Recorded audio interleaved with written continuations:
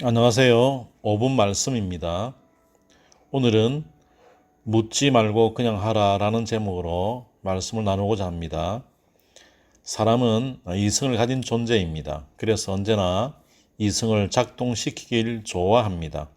하지만 이성을 작동시키지 말아야 할 순간이 있습니다.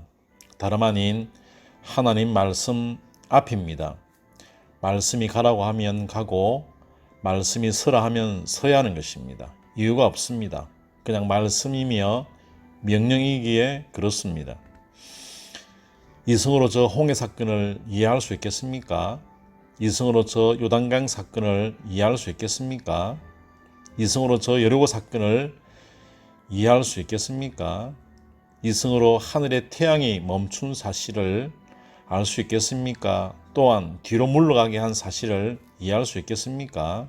못하는 것입니다. 이성으로 안 되는 것이지요. 말씀이기에 그냥 받아들이는 것입니다. 그게 믿음인 것입니다. 인간의 이성으로 안 되는 것이 있기 때문이지요. 했던 기도를 또 해야 합니까? 물론 해야 되겠지요. 어제 했던 기도를 또 오늘 해야 합니까? 해야 하겠습니다.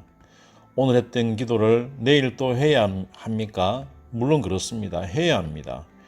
왜냐고 물으신다면 하나님께서 말씀하셨기 때문에 그렇습니다. 명령이기 때문에 그렇습니다. 쉬지 말고 기도하라고 하셨기 때문이지요.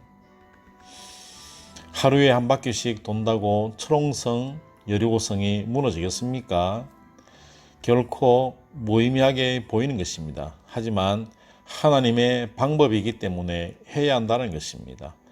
도라라고 하셨기에 그냥 도는 것뿐입니다. 이해하려고 하지 말아야 하는 것입니다. 그냥 돌면 되는 것입니다. 그러면 무너지게 되어 있습니다. 그러면 되는 것입니다. 잊지 마십시오. 이성으로 안 되는 게 있음을 말입니다. 이성이 멈춰야 할 때가 있음을 말입니다. 지구의 잦은 속도가 시속 1674km라고 합니다. 그래도 우리가 지구에서 이탈하지 않고 있습니다. 지구의 잦은 속도 소리가 얼마나 큰 줄 혹시 알고 있습니까? 그것을 알기 위해서는 지구 밖을 나가서 지구가 손바닥 안에 들어올 정도의 거리나 될 때에 소리를 들을 수 있다고 하는 것입니다.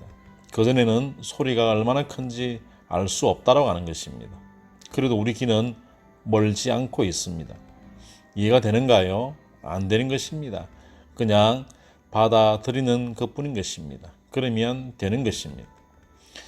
그럼에도 아직도 이해하려고 덤비는 그런 분이 계십니까? 그렇다면 그런 분들에게 이런 말씀을 드립니다. 화 이슬진즉.